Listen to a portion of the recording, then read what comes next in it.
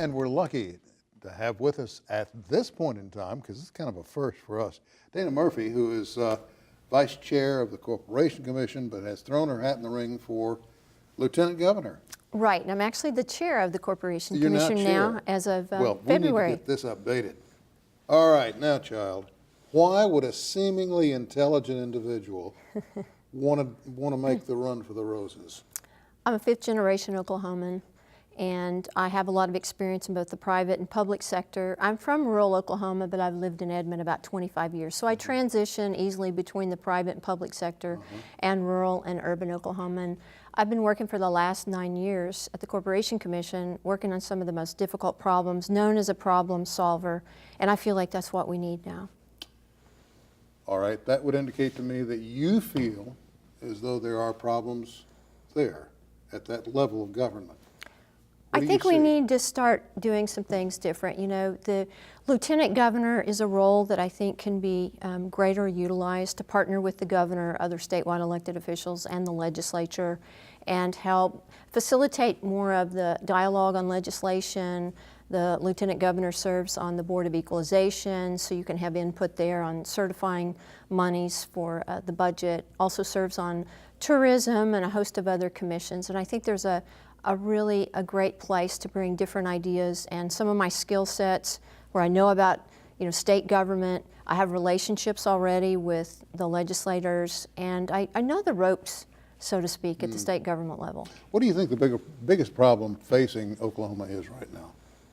Now let's eliminate the budget problems, because everybody knows that's a major problem. But beyond that, I think we have issues in our educational system with regard to having an adequate workforce. I've already traveled the state, and you hear that a lot. Also issues on infrastructure for, you know, roads and bridges. I think those are among some of those issues. And then, you know, you've also got the issues in corrections. There's a multiplicity of issues, but they all seem to, you know, tie in some respects around to still going back to the budgetary situation. do you think communication's a problem over there? I think before you can work on solving problems, you have to have good relationships with people. I work with 2 corporation commissioners that I wasn't elected with, but somehow we find a way to work together and make decisions. And I think that's what's needed now, somebody that can work with others who think and do things differently than you do and come up with ideas and solutions. We seem to have follow the bouncing ball legislature right now. And everybody thinks they've got their eye on the ball, and nobody seems to really have a way to catch it.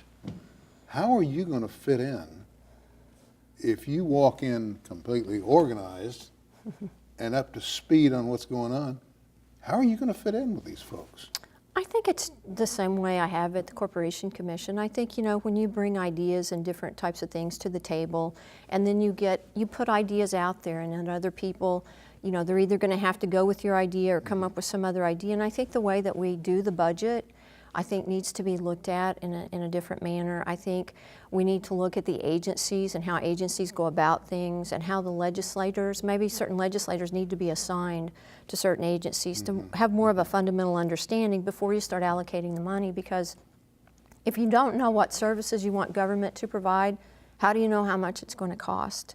And so I think you really have to look at what kind of services do we want, and how are we going to pay for the services. All right, we'll be keeping an eye on you. All right. And best of luck, child. Thank Try you. to survive. Thank you. All right, thank you for coming by. And that's all the time we have for this segment.